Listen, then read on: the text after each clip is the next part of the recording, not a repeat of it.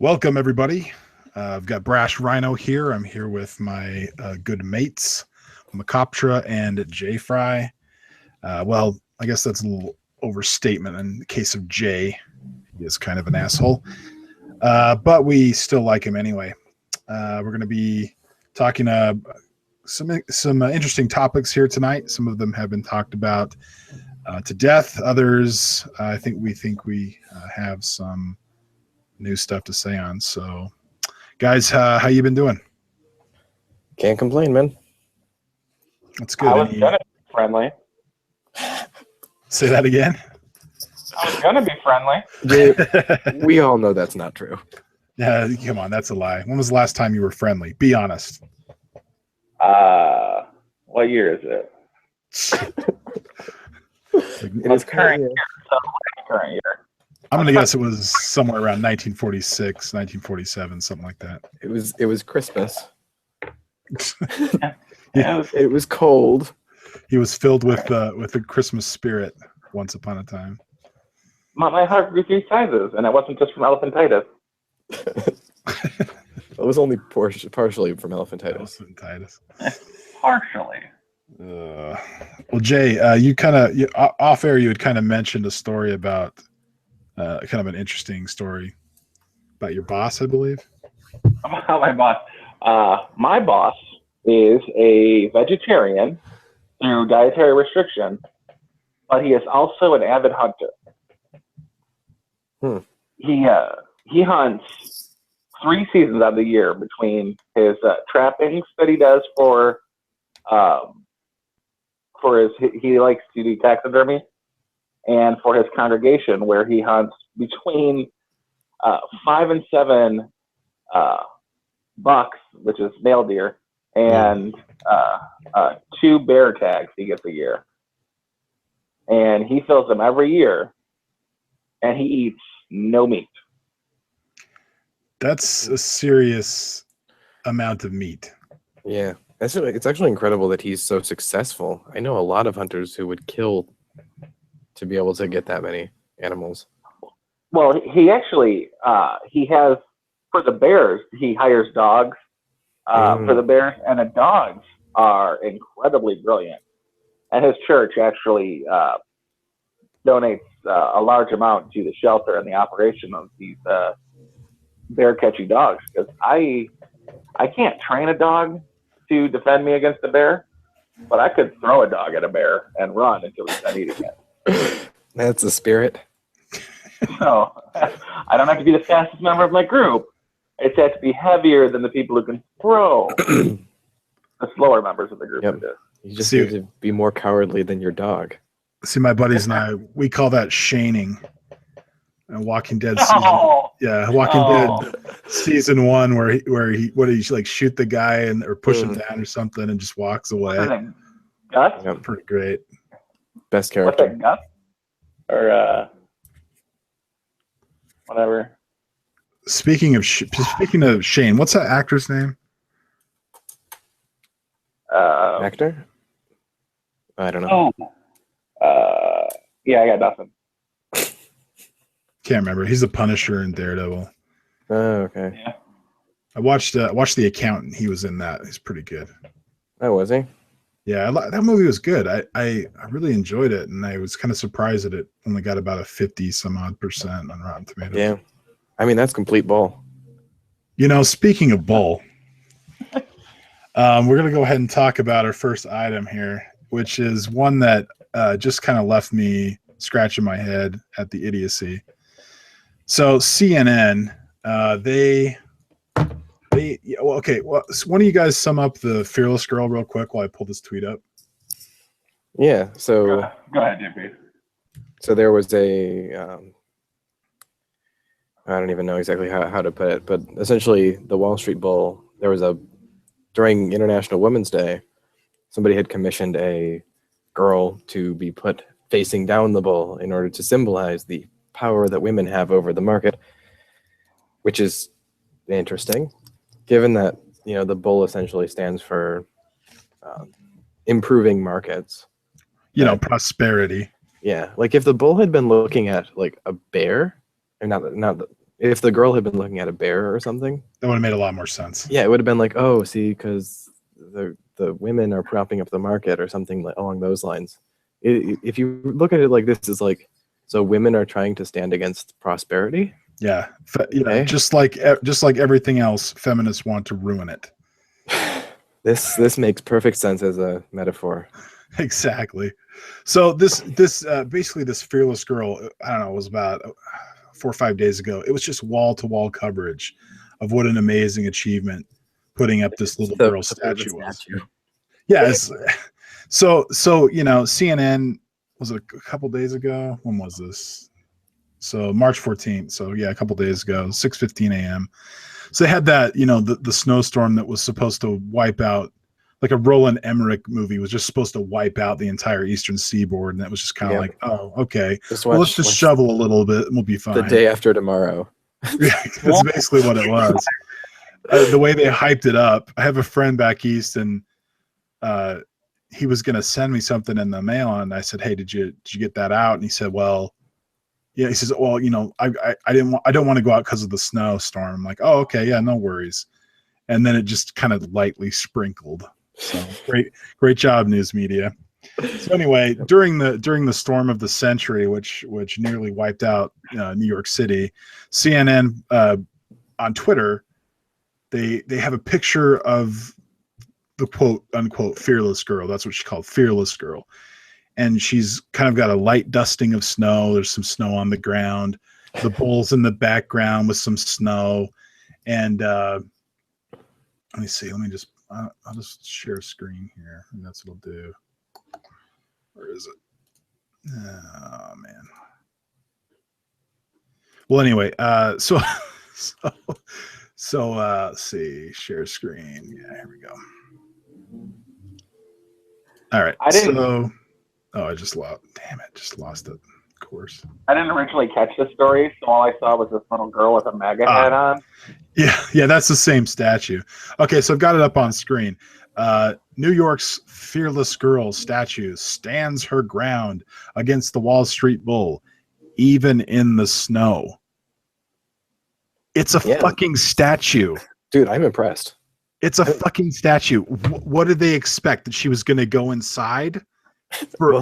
She's not even wearing long sleeves. Dude. Like, it's impressive. She's got like a sundress on. Like, it's obviously spring clothing. In other news, the Sphinx still standing. I mean, it's a statue. It's not affected by weather, other than it's a little bit cold gradual in winter, chemical growth. Yeah, I mean, the and Statue of Liberty is still up. Down by the snow. Yeah, Statue of Liberty is still standing. Multiple. Okay. The Vietnam, at the War Memorial in DC. There's 3. They got a statue of 3 soldiers that's still standing. Been up since I think 94. It's incredible that it's been up since 94. They're still standing their ground. It's incredible. Look at Stonehenge.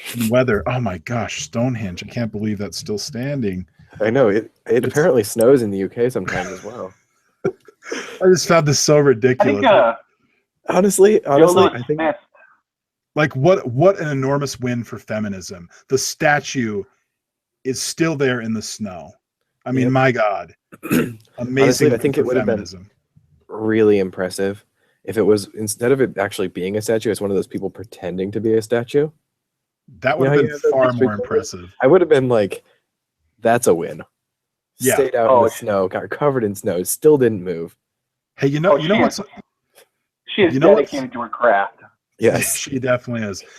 I have more respect for that statue standing there in the snow than I ever do for the guys who guard the Tomb of the Unknown Soldier in Arlington. Because what do those guys do? They do it like an hour in inclement weather. Big deal. This one has been standing since they put it there. Yep. That is resolve. I mean, let's talk about objectification for a second. This is literally an object. She's been there. They drilled her feet into the ground. Yeah, she's not able to move. She has no agency. This statue did not even consent to being put there. Yep. I bet it was made by men. I guarantee it was made by a man. This is what men think is the ideal statue girl, right? Yep.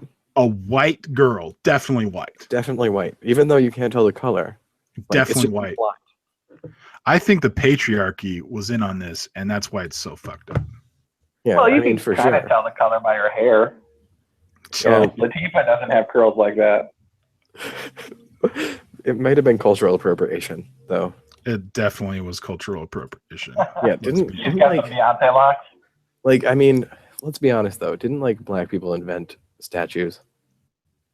Like, can't we just say that? I mean, probably, right? Maybe No, it's almost certainly straw not man. true. Ooh. Totems, maybe. Totem poles are like an Alaskan, not Alaskan, but like northeastern United States Native American thing. Well, I said totems, not totem pole. Oh, is there a difference? Am I uncultured? I'm uncultured. Well, yeah, but you make up for it with blood knowledge. So Yeah. I just did a search for at CNN Fearless Girl to find this tweet, and there's a bunch of articles that I didn't see. Some of the headlines are great. Hunk of metal. No, they should be. This one says hunk of metal remains immobile. CNN gets roasted. Or Fearless Girl tweet. Then the next one, idiots. CNN praises statue of little girl for not moving during storm. Here's another one. Someone at CNN is apparently bewildered by the general immobility of statues. So good. Like, if the statue had moved, though, that would have been newsworthy, is the thing. You know that who was running the Twitter that day is probably like a women's study liberal arts graduate. And like trying to make it sound exciting when she's just talking about a statue after a snowstorm. But the thing is, they probably, whoever it was, probably looked at that and genuinely thought, this is inspiring. Yes. Fearless girl standing her ground against capitalism in the snow. Mm-hmm. Mm-hmm. Like, if she's so concerned about it, why didn't she take the girl a coffee or a coat? She should have. Maybe a nice scarf. Yeah. A shiny hat, maybe. Get a MAGA hat. That would be amazing. Did you guys see the photo? Somebody put a MAGA hat on that? Yes. It was pretty great. And there's another guy that understand it before. There's another guy that came. There's video of him humping, humping the statue. Oh, I've seen that too. It was pretty funny. It's just but I mean, it has no agency. So no, it can't consent. Yeah, it cannot consent. It did not consent to be enslaved to stand in front of a bull for its entire existence, did it? Yeah, and no one knows how long that'll be. I mean, that is conceivably bullshit. Until the next storm. It could be 4 or 5 inches. Who knows? She might just give up the ghost and go. After they get 6 or 7, all bets are off. Mm-hmm. Yeah, that is just. I don't even know where that. Like, I kind of get where it's coming from. Like, you see, you know that they just wanted to make more stories out of the same thing, sort of continually beat this horse into the ground. Well, yeah, they want to get as much exposure on the the great feminist achievement that this thing represents. That is putting up a statue. You know how many statues there are in the world? A lot. Like at least 7. There's, my last count there was at least 13. Wow, I've never seen 13 in the same place though. No, not in the same place. How can you tell that they're not moving now? Yeah, that'd be like Medusa's garden level of creepy. Like 13 statues just around. Yep. Like, what is it, Harry Potter's wizarding chessboard? Yep. Or like Doctor Who reference. Someone will get it. Well, Yeah, the angels. Yeah. So let's go from a quote-unquote amazing achievement to an actual amazing achievement and talk about the Netherlands. Okay. So, good old Geert Wilders letting everyone down and not accomplishing the impossible to become Prime Minister of the Netherlands. What a bastard. Yeah, it looks like the right wing is forever going to be, relegated to the shadows because someone expected the impossible to be the only possible outcome. Why don't you give us a breakdown, Mecoptra? Okay, so yesterday, Wednesday, the election in the Netherlands happened. Great fun. Geert Wilders won several seats, and the Labour Party was pretty much entirely destroyed. He's now in charge of the second largest party, but because of the way that the Netherlands system works, he doesn't have an absolute majority, and so there's going to have to be a coalition government, and in all likelihood, he will not be part of it because all of the other parties have already said, yeah, we're going to make sure that he's not part of any coalition government. And so because he doesn't have 51% of the parliament, he's probably not going to have, he's definitely not going to be the prime minister for sure. But he's going to remain one of the most popular politicians in the Netherlands for the foreseeable future. And his party is now a force to be reckoned with in politics and has a mandate to continue doing whatever they're doing.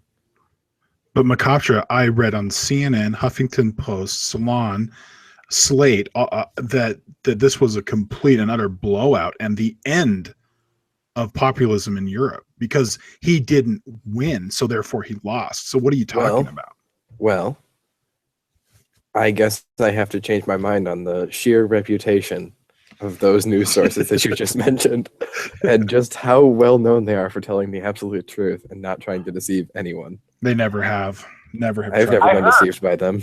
Did you guys know that one of the polling places has been standing through at least 3 snowstorms? Really? You're Now kidding that me. is incredible. How is that even possible? I didn't think it snowed anywhere else in the world. Well, the nether region is a particularly snowy place. Is it? in my experience. The Netherlands? The Nether region. Netherlands.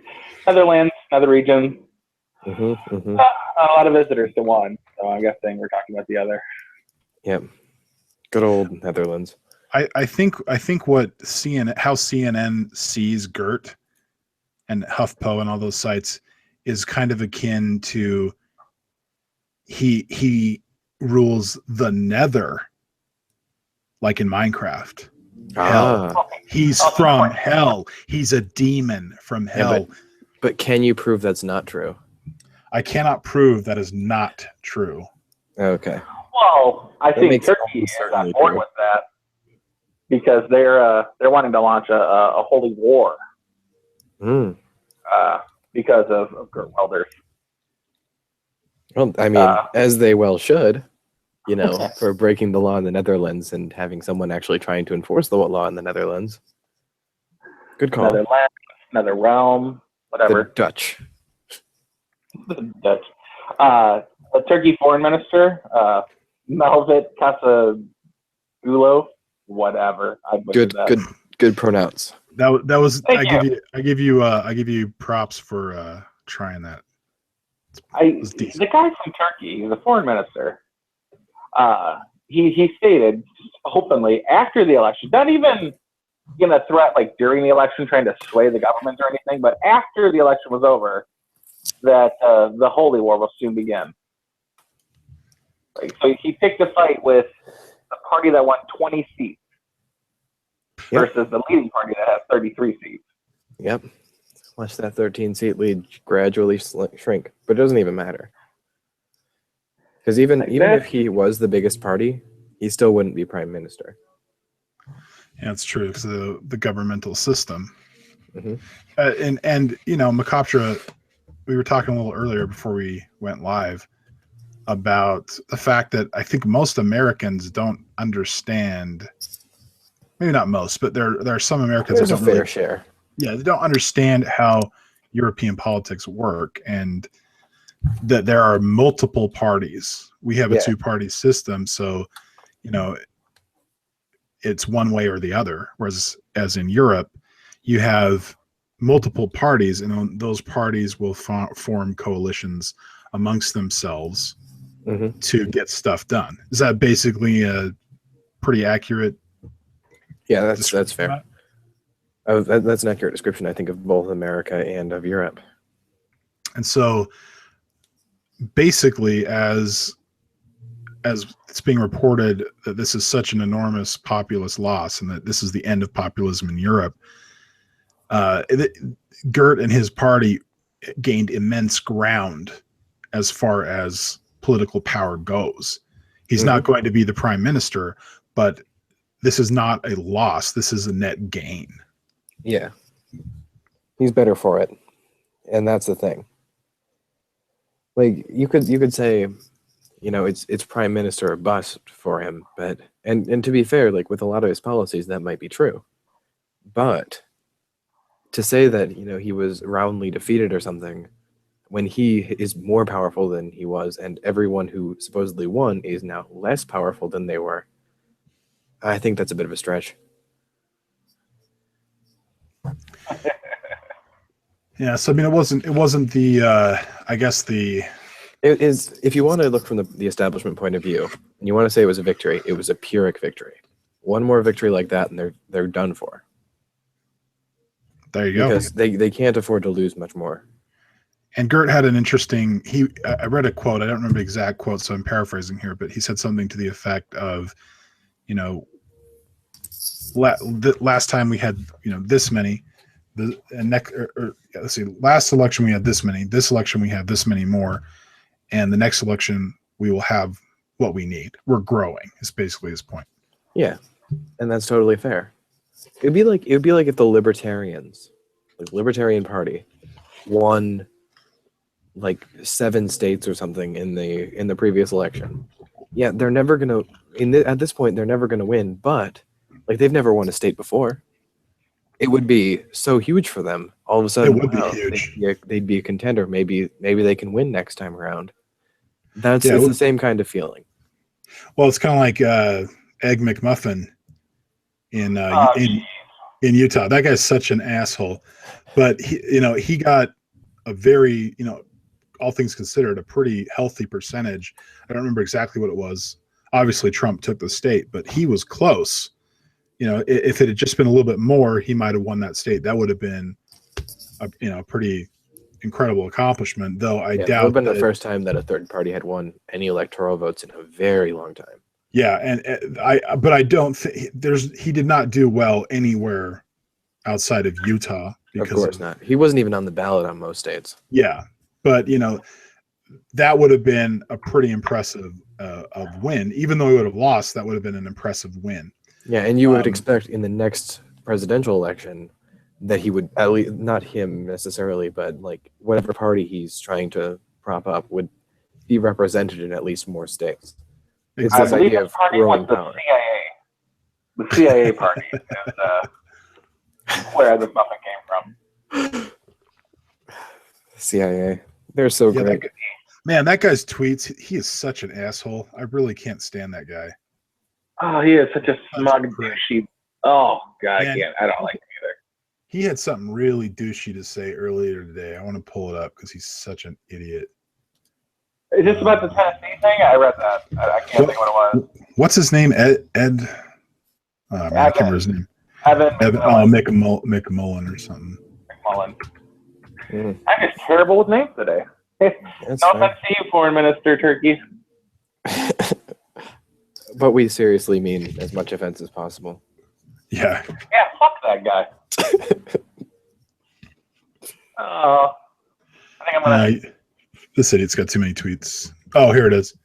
Tonight in Tennessee, Trump promotes the policies of white nationalism to chants of USA, USA. These are not the values of our nation. I saw that one. Is saying USA, USA, white nationalism.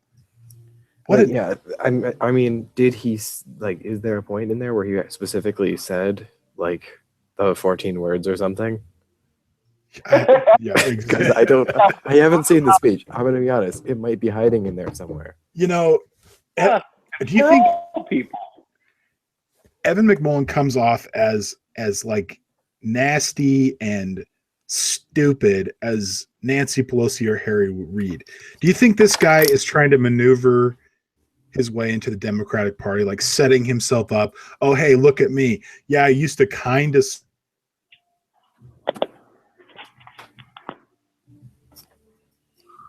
Well, I mean, they're already donating to his coffers. Such an asshole. I hate the guy. I can't stand the USA chant though. Like I'm all for chanting USA during the Olympics, but to be an American in America at an election site while cheering for the entire country, I can't get behind that chant. We need some other kind of chant, and I'm not taking yours, Mecoptra. Because I'm gay for America is not a chant. I'm going to shout. A for America? So he said. That was his response to the tweet. I was like, USA chant is just, it's not right in this context. And Cotra's, was it because I'm gay for America? Just going to chant, shout? I'm not sure. Well, it was Cotra's post. I just can't. Did we lose Mecoptra? Is he muted? Anyway, I don't mind the USA chant. It's not my favorite thing by any means, but I certainly don't see how it has anything to do with white nationalism. Nationalism, perhaps, but white nationalism, I don't get the connection. Well, the big reference I got out of the Trump speech, which I haven't watched yet, so I can't be held too much into account. So this is coming from a place of complete ignorance, like most of my opinions. Is that Trump said something to the effect of St. Patrick's Day not just being for the Irish, but for all Americans. Okay.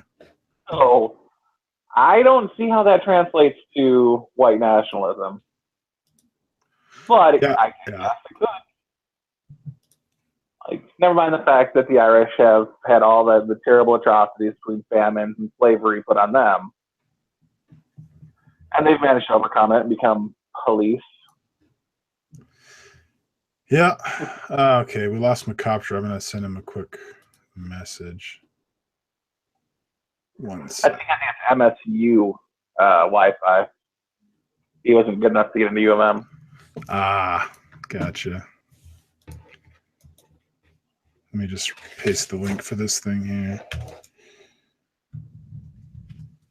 Yeah, he says he's got connectivity problems. So I wanted to talk about a little bit more about Turkey declaring holy war on Europe. But let's go ahead and talk about Maddow first, because I would like Mecoptra in on the Europe bit. All right. So, highest ratings ever for her. Yeah, congratulations, Miss Maddow. You really did yourself a service, did your network a service, and did comedy a service, because everyone's laughing at you. What an enormous case of blue balls for every rabid regressive out there. 4.13 million views for her Thursday night show. It's 1.5 million more than she normally has. Holy crap. So and 3 million viewers. And no one will ever trust her again. What an idiot. So, in case you've been living under a rock for the past few days, let's break this down for you real quick. So, Rachel Maddow, was it yesterday or the day before? Tuesday. What was it? It was Tuesday. Tuesday. So, yeah, Tuesday, she tweets out about, 6:30, I think it was 6:30 Eastern time, saying, I have Trump's tax returns, all, with the connotation of all will be revealed unto you, like she's got this big scoop. So the White House goes into gear almost immediately, and she had mentioned it was 2005. So they sent out, I think it was a tweet saying, yeah, the president made $150 million that year, paid $38 million in taxes. Good night. Totally blowing out, the surprise or whatever.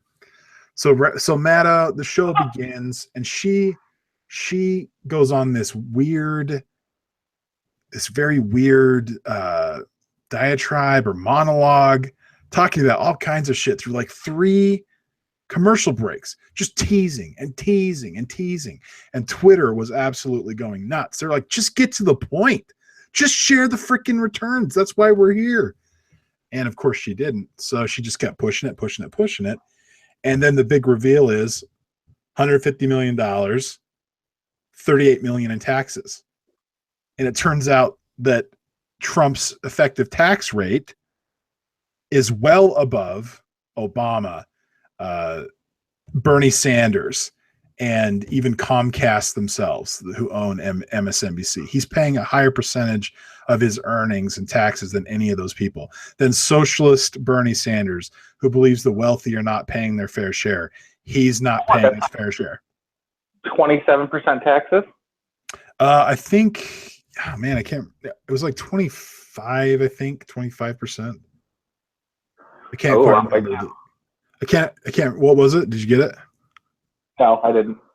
Yeah, I think it was like 25%. And then Bernie Sanders was like, I think he was like 13 and a half. Obama was like 19% or something like that. But yeah, so basically, oh, go ahead. Obama wasn't, like, he didn't hit money. I mean, he was making what a senator makes, which is something like $250,000. But when he started selling his books, like his book sales, once he had office, was when he went from, $250,000 to becoming a millionaire. Yeah. And once you hit presidency, you no longer pay taxes after that. So, and Bernie's the brokest joke in the Congress or in Senate. No, because Bernie only makes $175,000. So, how does I guess Obama makes $175,000? But either way, Trump himself should be in a much higher bracket than either of those two jokers. And it shows he's paying it at a much higher level, twice what Bernie was paying. Yeah. And the thing about it is, Bernie is constantly going on and on and on about how the rich aren't paying their fair share. There is a section of a tax form of your tax when you prepare your taxes where you can write in any amount you want to give to the federal government, to donate to the federal government. Why isn't Bernie donating, I don't know, 40, 50, 60% on top of what he's doing?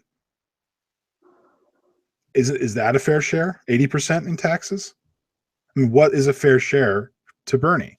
Apparently, a fair share is about 14%. All right, so Trump's got another 11% on that. So why isn't Bernie coming out and congratulating President Trump for contributing tens of millions of dollars? Probably, he's probably in the hundreds of millions of dollars by now throughout the course of his career, donated or, basically given to in taxes. So what's the problem? Apparently there is none. That's the funniest part.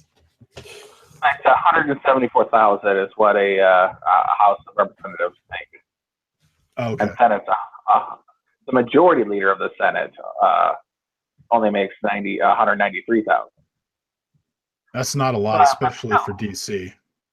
Yeah. But which is really interesting because all these guys are millionaires. I mean, Harry Reid, basically his only job, his entire life was senator, and the guy's worth millions. Same, Nancy Pelosi, worth millions. Nancy Pelosi is insanely rich. Her husband's rich on his own. Yeah. But she is worth millions and millions on her own. And how, I always wonder how that happens. And part of me, I'm a big proponent of term limits. My idea is two terms for a senator and the equivalent of 12 years. So it will be 6 terms for House of Representatives. That's it. You're done. After 12 years, you're out. So you don't have these people have been in the Congress for 40 years. just 50 years. It just doesn't Well, make any she's sense. over 20. Yeah, and she is awful. Just the worst. I mean, her and Harry Reid. I was so happy when Harry Reid finally threw in the towel. I was so glad to get rid of that guy. Well, Can't stand him. She went from the 5th district, which is outside of San Francisco, to the 8th district, which is inside San Francisco, and she gets like 97% of the vote. So there is no. That's she's not going anywhere until Arnold Schwarzenegger runs as a liberal. That's not going to happen. Yeah, man, what a joke. What a joke. Well, I'm not sure. Leslie Jones in there, maybe. Leslie Jones? Is that what you said? Yeah. She could take it from her as a black. Oh man, I can't even imagine. Like, that would be hilarious. To be honest, that would be really funny. The only one who could wield it from her, unless Obama went to San Francisco for some reason.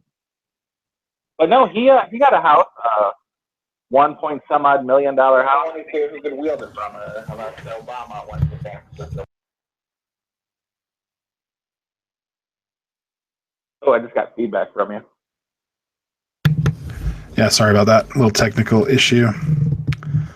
So anyway, let me check on Mecoptra.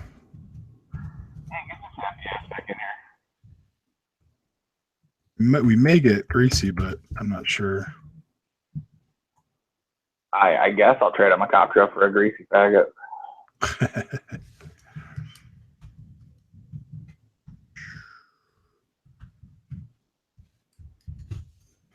We'll just take a little intermission here. Yeah, I'm really the congressional situation is pretty disheartening, and I think it has been for quite some time, because you just get these people in there that just make careers of it, and even if they lose an election, or if they retire, there's a scandal, they're back in a few years, or even instantly in some cases, doing stuff. I mean, they don't retire, they just get put into think tanks that and start making even more money. Just ridiculous. Yeah, it's not a case like Marion Barry, who literally got caught with crack and a prostitute and then became mayor again. But originally, back turn of the last century, in the 1900s, your senators were sent by the states. They weren't elected officials like the Senate or like the House was. They were sent by the state to represent the best interests of the state. And then that changed right around Wilson's era to make it so that they were elected just like representatives were, and really screwing the states out of having the ability to send people that really cover them. That's how we got all these increase of the nonsense of removing the church from states, and all the pork being poured in from the states. It's actually a big shame of how it happened. Yeah, what's interesting about American history is the entire federal system was set up. I mean, it took 1776 was a Declaration of Independence, and it wasn't until 1791 that the Constitution was ratified. That's a pretty significant stretch of time, and much of the reason was all the states, and the representatives were very concerned about about tyranny. They didn't want a situation where a president or someone could come in and rule America like a king. And so the federation is. That's why we have states. That's why we don't. That's why we're not just one voting block, right? And Right. that's why we have the electoral college. That's why we have senators. That's why we have representatives. Representatives are based on population. So larger states obviously have more representatives. Every state gets 2 senators. And then you have the presidential election, which is decided by the electoral college, and states vote for who they want, and whoever they want is carried.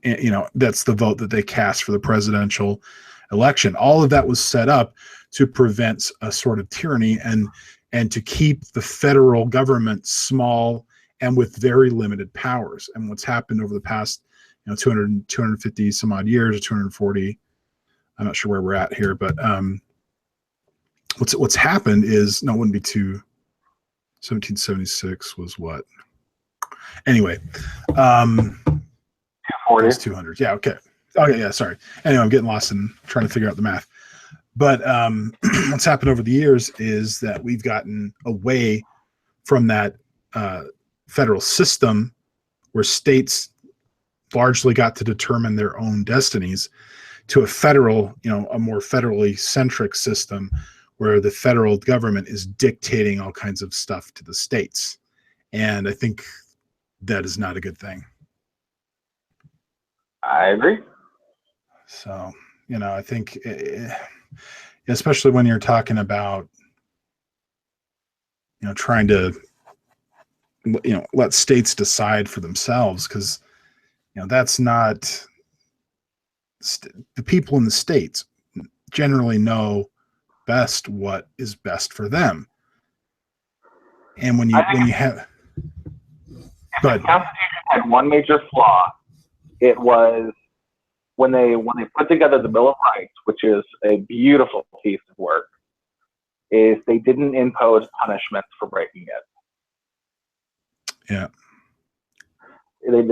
We have certain punishments, but every time a set of crazy congressmen try to seize upon the Second Amendment, say it's only for hunting, with muzzle loaders, at the time was the military level of equipment where they had available to them. There is no punishment for taking a swipe at it. And when the government shuts down your right of free speech, wherever they do, there is no punishment. You end up going to the courts, and you're no longer allowed to talk because you're in jail for the 3 days or 5 days during the event, and they give you $600 for your trouble. It's a small monetary fee. It's not their money. They don't care anyway. It's part of a budget. Yeah. But there is no restrictions put against them. And I think, a nice little rope and some falling would have changed how people go against the federal government as members of the federal government. And instead, all they do is vote to give themselves raises. I can't argue with that. I mean, you have the political elite, and what are there about? I can't remember how many congressmen there are. About 300 something, 350 maybe.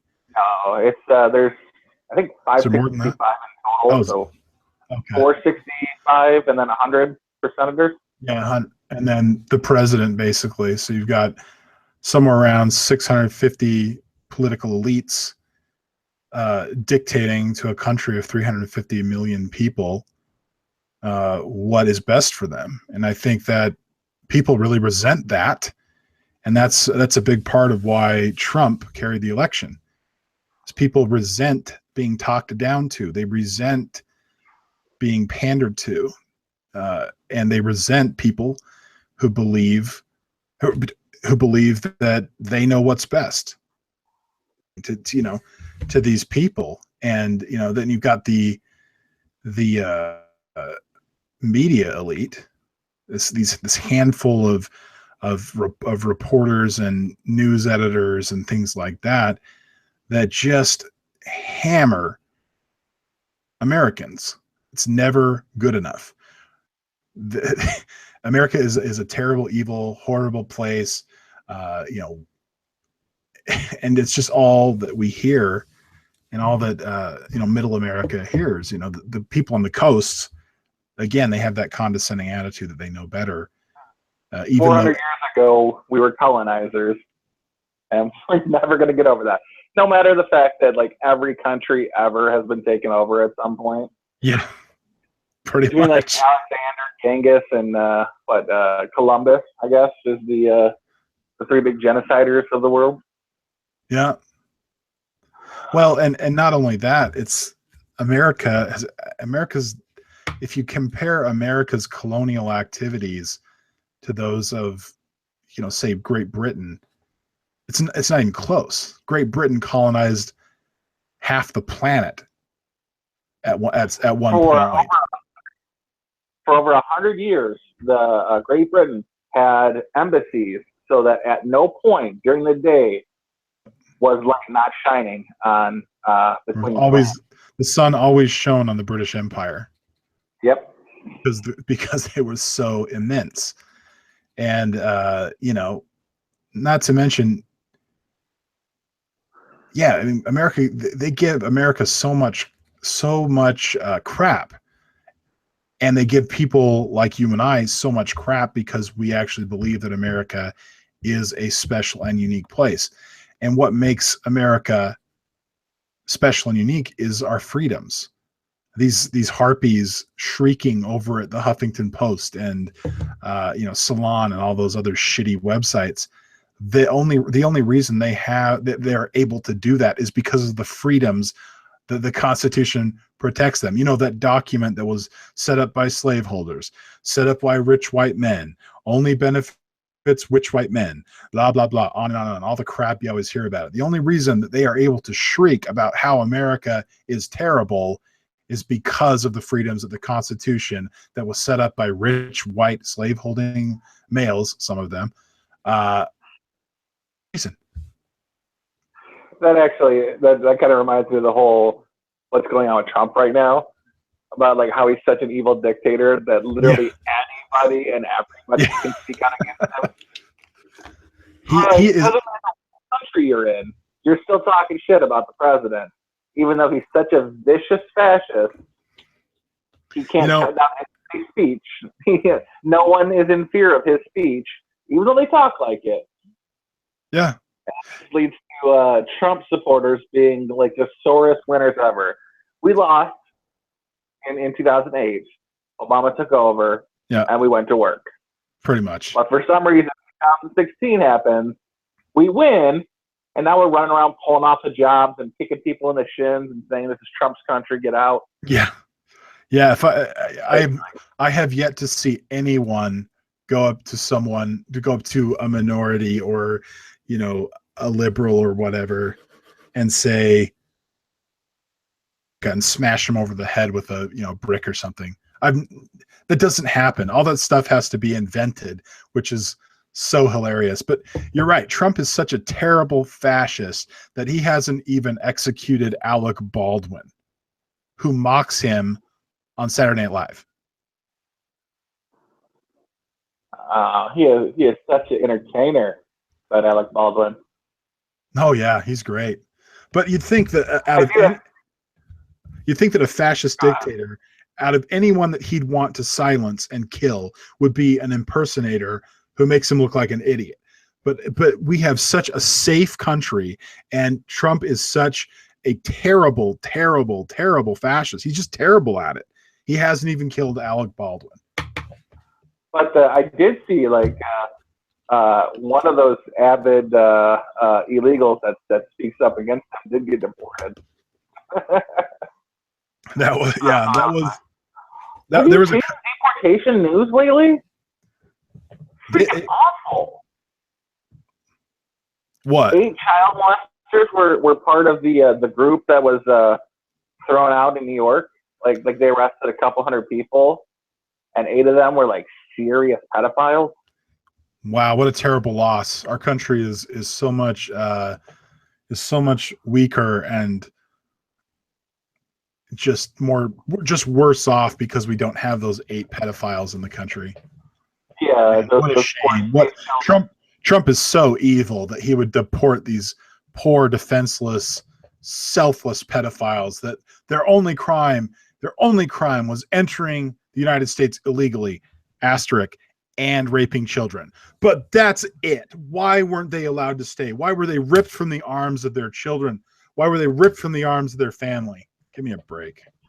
Well, it wasn't their children whose arms they were ripped from, but yeah, I mean, It's true, I guess.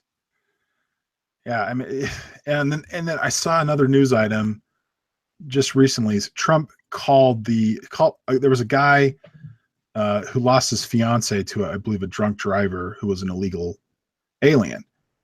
And Trump gave the fiance a call, you know, basically, they didn't give a lot of details, but I'm sure it was to offer condolences. And in my mind, and I've thought this for many years, the federal government has turned such a blind eye. And that's the thing. We talk about the Constitution. The federal government set up in the Constitution, basically their primary responsibility is defense of the country. And for decades, we've seen them turn a blind eye to illegal aliens pouring across the borders. And in my estimation, the federal government is derelict in their duty. And somebody like this guy or this girl's family, they should be able to sue the federal government and win substantial amounts of money every time this happens. Same thing to sanctuary cities. They ought to be able to be sued for encouraging illegal aliens to come here. Now, well, that was my initial idea was that statement. Like the 8 child predators, like New York City, get your crap together. No kidding. Like yeah, you want to protect the innocent, but not all of them are innocent. Yeah, there are a lot of them are just regular people, good people that want to come and work, etc. We can deal with that in a way that we can get them here legally, and they can do their job or whatever it is they need to do, and they can go home for a season, etc. But the problem is leaving the border so porous allows for all kinds of people to come in, and many of them want to do harm or do harm when they're here. And if that's the case, again, there should be serious lawsuits, and those lawsuits should absolutely be allowed to proceed against the federal government, state governments, and cities that encourage this kind of crap. Because you know what? If we had a border wall that went up 50 years ago and stringent enforcement of our border laws, there'd be a lot of people who would still be alive today that wouldn't have gotten hit by cars, murdered, raped, etc. It just it's really an issue that makes my blood boil. Well, that's how MS-13 came about. Yeah. You hear, faggot? We got somebody. What did I fucking miss? Oh, you missed a lot. We've been going for like 50 minutes. You missed most of it. Well, I'm sorry that I had to fucking work and y'all jumped this on me at the last fucking minute, bitch. The last minute? I set this up like 4 days ago. I've known about it for 2 days. I knew about it today, and I'm not always able to check messages because, I'm working every day. All right. Well, it wasn't last minute. That's all I'm saying. Well, I think now's a good time to move into kind of the touching back on the Prime Minister of Turkey or President, something like that. I can't remember what he was. President. Foreign Minister. Yeah, Foreign Minister says there's a holy war. There's a holy war coming to Europe. And my take on that. There wasn't one? Yeah, exactly. Somebody, was it Mecoptra or I can't remember if it was you or Mecoptra, Jay, but you'd mentioned that maybe he was talking about sending an army in and how ridiculous that would be. And my initial reaction to that was they already have an army there ready to go. Unfortunately, Europe has been paying for and importing millions of people from Middle Eastern countries that have, I'm not, well, maybe not all, not millions, but there are a good portion of them that have bad ideas about what they want to do to Europe and what they want Europe to look like in the future. And those people, they just need a little bit of organization, a little bit of funding, and Europe will burn. And it's quite possible that we're going to see that Europe as we know it is over. And in the next decade, 2 decades, 3 decades, unless something changes, Europe is going to be a much different place than it has been the past, 40, 50 years and even further. I mean, in a sense, yes, but in another sense, they, when you're in Afghanistan or Iraq and you're fighting a guerrilla insurgency, these people, their bomb factories are underneath hospitals. They're making their armament and their bunkers are under child daycare centers. So yeah, you can't bomb them. But for them to be in the UK and trying to launch from there is no hiding. no. The provincial government will surround, cordon off the building, and lay it to waste. They will use whatever the European version of SWAT is, and clear the building to raise it to the fucking ground. Okay, I will grant that to you, but what we've seen over the past year, 2 years is they don't need bomb factories. They just need a truck. They just need a machete. They just need some small arms. I've lost count of how many terror attacks there have been the past couple of years. And even though they're a small scale, the effect is very real. It keeps people away from shopping centers, which is a drain on the economy. It keeps people from commuting on the train, which, so they're going to say, okay, we'll have to go to work. But, Saturday night when everybody's out on the town, I don't really want to go out because some lunatic with a machete or an improvised explosive device is going to blow me to hell. Agreed. And you see this video from Sweden, from Germany, from Paris. You see this video of just these migrant camps have just sprung up, and they've just taken over entire blocks of the city where natives of Germany, France, whatever, they don't dare go. Yeah. There was. Go ahead. I actually watched another video too. There's actually this movement going on in France of these women getting together, because safety in numbers, but these women getting together and going around to these shopping centers that no one really wants to go to, and walking around without head coverings and stuff to kind of be like, this is our community, and we're not going to let you make us afraid of our own community. And they were accosted more than once. Their cameraman was assaulted and stuff. And it was fucking scary. I definitely admire that spirit, though. Yeah, I do too. But it comes from a place of naivety, like that the woman who was going to hitchhike through the Middle East, that it's not a dangerous place, and she was raped and murdered and beaten. Yeah, I remember that. Yeah. Yeah. See, the problem that I see with the migrant crisis is one of diametrically opposed cultures. You have Europe is, I would say, is probably the most liberal of, I guess, populations that there really is. In America, we're still we're still a little bit behind as far as liberalism goes, I guess, as far as social liberalism. Europe Can we is say very, that's a bad thing though? in some ways, yes and no. But the point is, it's a very liberal society. You know, gay marriage is legal in most places. You know, people don't turn. It doesn't.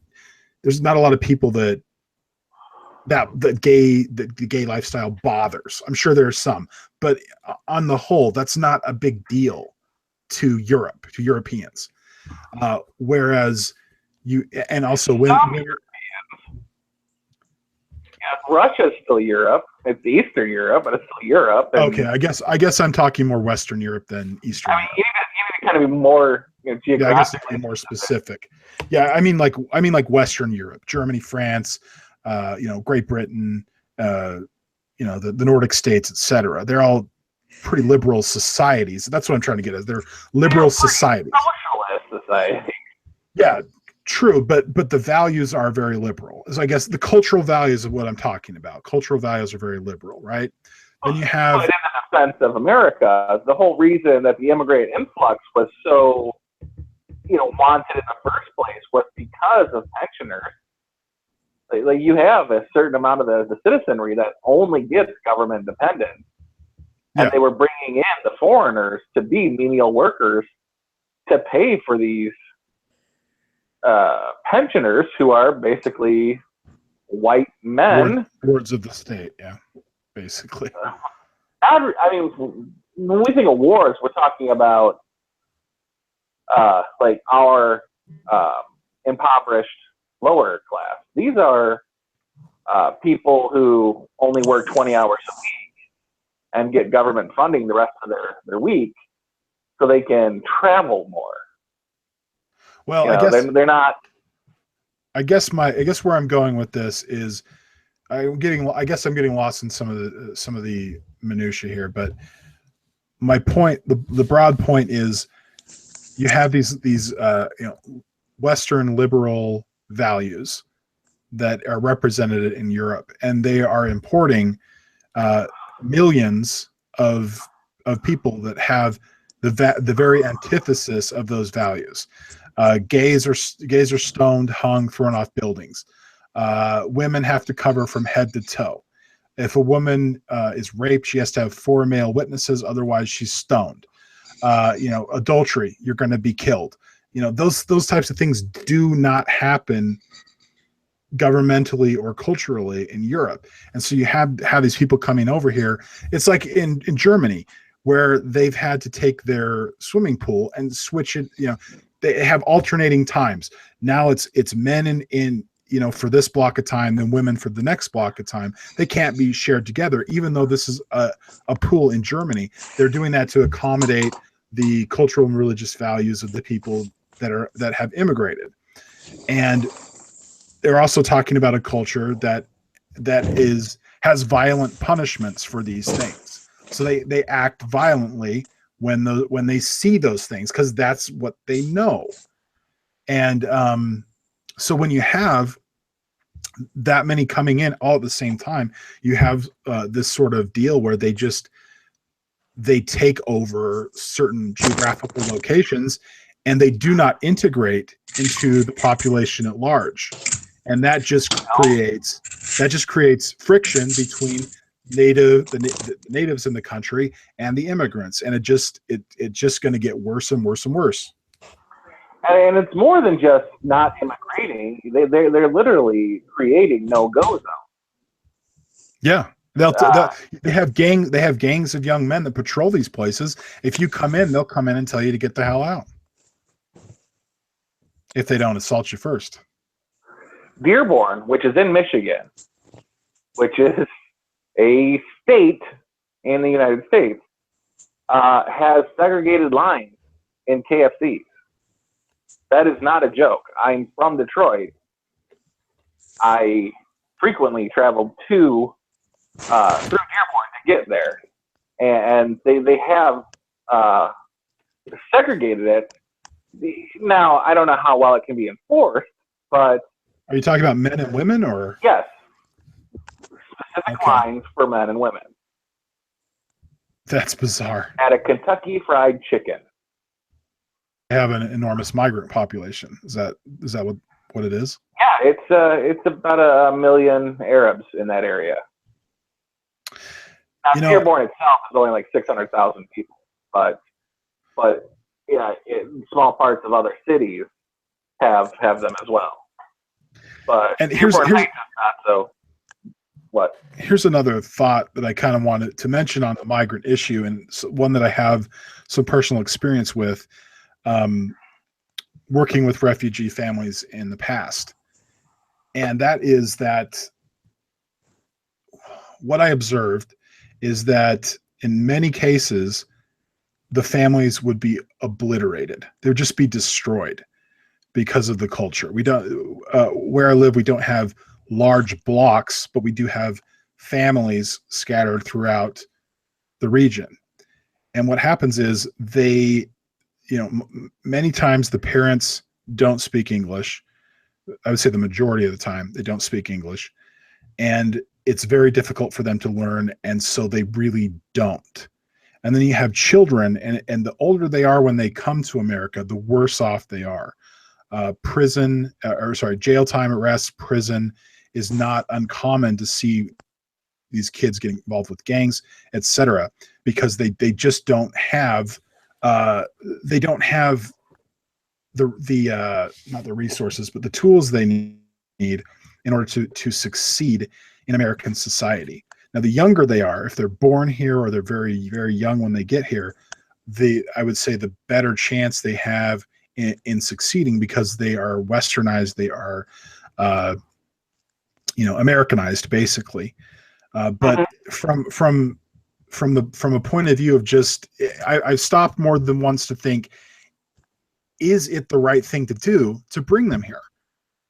Wouldn't it be better from just a strictly humanitarian point of view to help them set up somewhere that is more akin to what they have known their entire lives? Send resources to them to help them succeed there, as opposed to trying to bringing them here and just watching them absolutely disintegrate. It's really heartbreaking, to be honest. Yeah, and to a greater extent, then you're talking about a green zone where you would have the refugees stationed, and then there's lack of human resources, and it really does become a bit of a ghetto that is under attack from other aspects. Like they're literally preying on each other. That happens a lot. To get possibilities, and there is no great way to handle it how we are currently handling it. Those 3 million air conditioned tents in Saudi Arabia that aren't going to get used.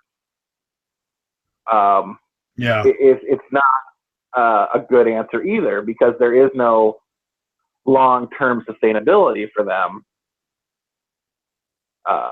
in any direction.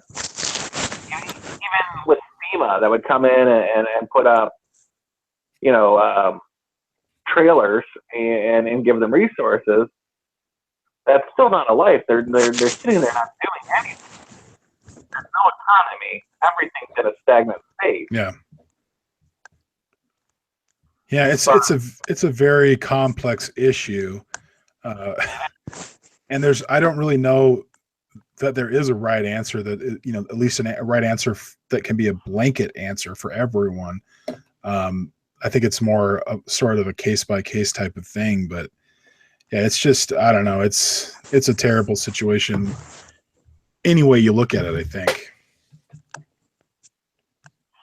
But these men should be fighting for their country. Sorry, say again. You cut out. What was that? These men should be fighting for their country. Yeah, I've heard that point raised, that you're getting young men between 16 and 25, 16 and 30 that are coming in droves into Europe, and they're basically fighting age. And yeah, the point has been brought up is, why aren't they staying there and fighting to make their own country better? I don't know. I don't know. I think where it all started and where they all got wrong is that they never really shamed Islam enough like Western societies have shamed Christianity, because I remember when Christianity was still pretty, like, really heavy into politics and it controlled a lot of things. Yeah, that's basically gone. As much as HuffPo and Salam would like you to believe otherwise, the power of the religious right is basically evaporated. Yeah. But that never happened with Islam No, because Islam never moderated. no. Or they never moderated because no one ever really said that they had to. I never Well, really saw encouragement.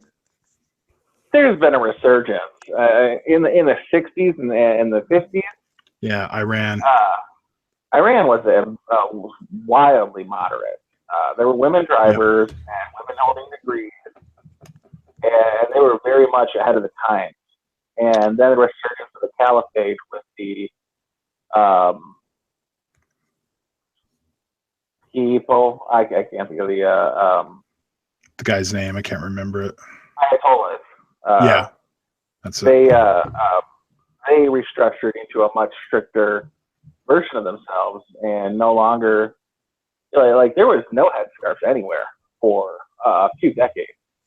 Yeah, and they restructured, and by the late 70s, they were taking prisoners in other people's embassies, and Reagan came in and put a squash to that because Carter was too weak to lift a finger. And since then, we've been having issue after issue. The 70s in Afghanistan gave rise to the Mujahideen and the fights with the Russian front. And it got basically more and more conservative towards the religion as it went. America funded that to a large extent with missiles and training and guerrilla tactics. Yep. Basically, Rambo 2 and 3, I guess. Can't really argue with that. That's how it would, for cultural reasons, you wouldn't want to watch those movies. I saw an interesting meme, I don't know, in the past few days, where I had a photo of Iran where it says, women. I said Iran, 1965 or 1970 or something like that, and it had these Iranian women wearing short shorts and sleeveless shirts, long hair, the whole deal, looking very modern. And then it had, the United States 2017, and it had just the people from the Women's March, and it was all these, women in hijabs. And just, it's like, oh my gosh. And people that say that Iranian women wear hijab by choice rather than by compulsion, I'm sure there are some that wear it by choice, but I would say the vast majority wear it by compulsion. I can't imagine, thick black coverings from head to toe is very comfortable in 100-degree Iranian desert heat. Well, I mean, I agree there, but I also know a lot of career military men. Yeah. Who and this also kind of goes for police as well, but like very old police officers and career military men cannot dress for shit, and they go from a military life or police to a civilian life, and they always wear the same outfit: khaki pants with a belt, a shirt, and a cover. Get used to it. Yeah, and then they're so used to it that you can even see they're in uniform when they're not in uniform. That makes sense. But well, anyway, guys, we are pushing an hour and 15 minutes right now. So, Greasy, since you joined us late in the game, even though you had ample warning, Do you have anything? Do you have anything you want to talk about before we wrap this up? Super ample warning. There was something I wanted to talk about, but I can't be fucked to remember right now. Well, we covered the Rachel Maddow and the taxes, Gary Welders, and the war on Europe that's coming. Oh, how did that election turn out? You'll have to listen to the stream. Now. Oh my god. Yeah. Tune in tomorrow. Same bad time, same bad channel. No, yeah, Mecoptra did a great breakdown of that. Yeah. Okay. The party has 33 seats. The right has 20 seats. And they had 4 before, so now they're up to 20, which is an improvement of 16. Yeah. So by next election, if they're still gaining in popularity, they will be the leading party. Which would probably be a good thing. We'll see. Yeah, I mean, it's, that's my feeling on it. Obviously, you have to wait until it shakes out, but. And they're called the Netherlands, and the Nether region doesn't seem to get the same jokes as it should. Wait, say that again. I missed that. I said they're called the Netherlands. When you refer to the Nether region, it's not nearly as funny. Ah, gotcha. Well, Greasy, you have anything you think of offhand? Anything you want to say? Praise kick. Well, that goes without saying. Oh, you did get something awesome in the mail this week. I don't know if you want to describe what you got.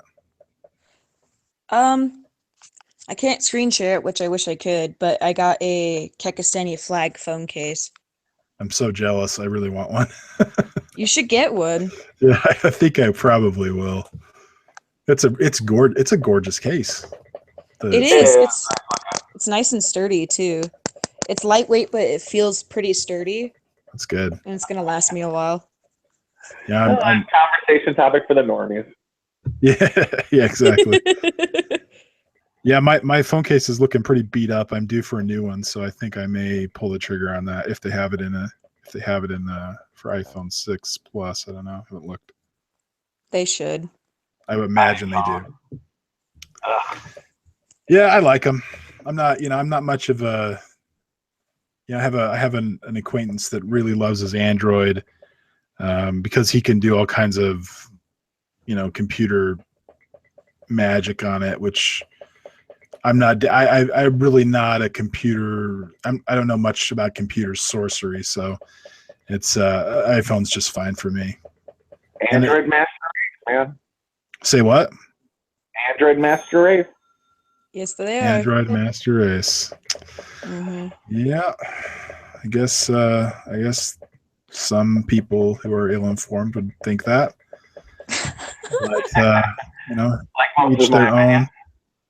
teach their own opinion, I guess. But if I were in Trump's position, I would have you rounded up and put into camps, obviously, because that's what people who like Trump would do. Is round up people who disagree with them and put them into camps. Oh, guys, did you hear about the new camp that Trump opened up in Nevada to put all the dissidents? Oh, neither did I, because that's not reality. Because that's not happening and never will happen. But if you check out Salon or HuffPo any day of the week, there's usually some sort of article referring to camps and stuff like that.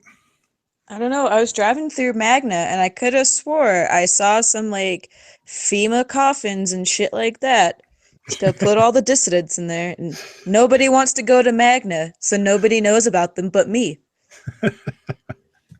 Magna's a terrible place. You never want to go to Magna. It sounds amazing. All right, guys. Well, it's been a lot of fun. I'm sad we lost Mecoptra, but I'm glad we gained a greasy faggot. So that's it evens out. Yes, it does. Apparently, this was so toxic that his router committed suicide.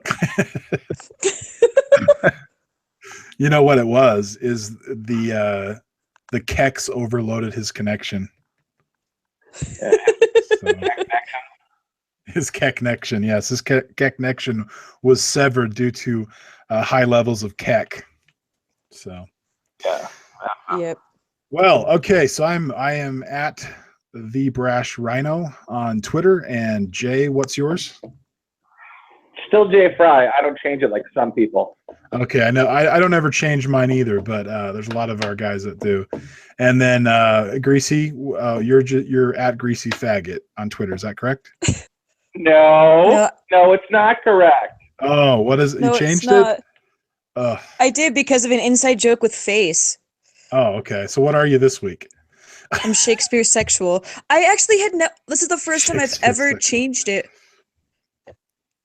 Yeah. Actually, It was I did from change. which was long enough. You know, it this kind Sexual, which is long. it is long, and the crap. What I don't like about this crap is when I go to tag you guys in tweets, I can't figure out what happened to you. I'm just like, all right, screw it. I don't know what's going on.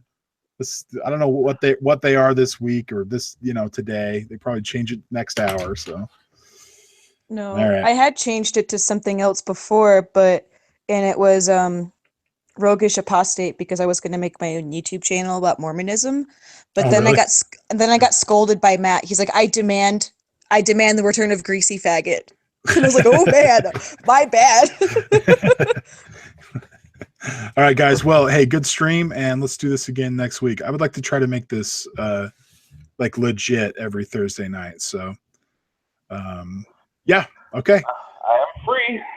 All right, good deal. Still have anything better to do. Literally anything. All right. Well, good night, guys, and to anyone who may be listening, we'll see you next time. All right, toodles.